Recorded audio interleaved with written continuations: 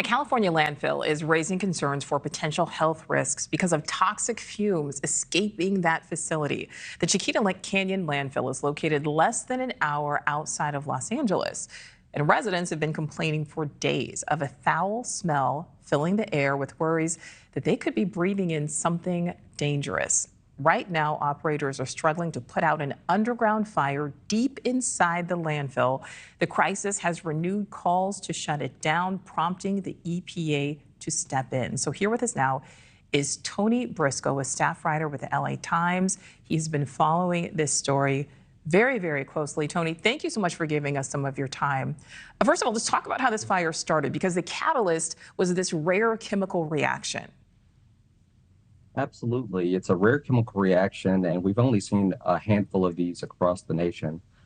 Essentially, landfills are oxygen-free environments, and oxygen is the precursor to any kind of combustion or ignition. And, this landfill was struggling to keep oxygen out of a number of its gas wells. And that essentially, within the past year, has caused smoldering like conditions about 200 to 300 feet deep, which has caused a lot of this trash to burn, producing toxic vapors and contaminated waters, really forcing it to the surface, almost in a volcanic-like fashion that they've seen as of recently.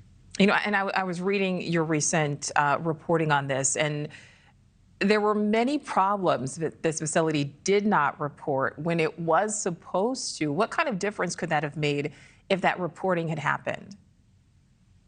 Sure. One of the things is that they failed to notify air regulators that contaminated water was bursting onto the surface.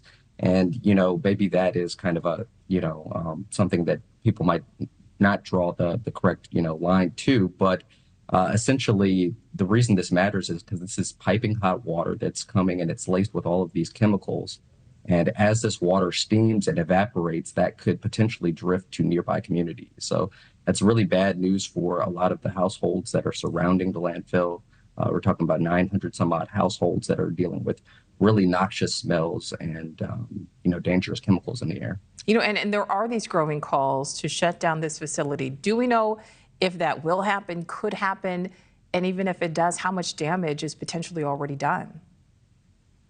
Certainly. That's something that really has started to grow over the year, this conversation of shutting this landfill down. I know that there are lawsuits that have been filed by neighbors saying that this facility has put, their health in jeopardy.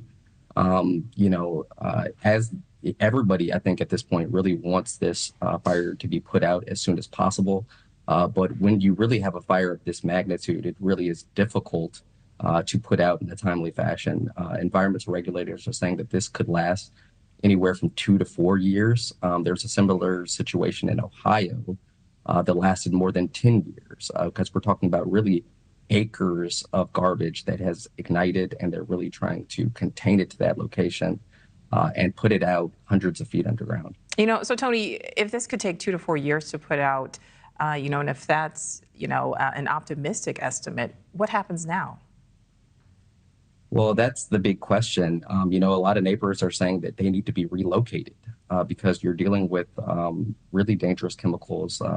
For example, benzene is one of the chemicals that they found in water and air samples that has really been elevated. And this is a chemical that, there is no safe level of exposure for.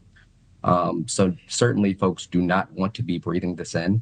It's really ruined the quality of life for a lot of folks who I've spoken to in the neighborhoods where people have left in the middle of the night to go, sleep in their cars in other locations. It's really been incredible to hear about the drastic measures that folks have to take, just to escape these smells and these odors. We don't have much time left, but just really quickly, Tony, in your reporting on all of this, what has surprised you most?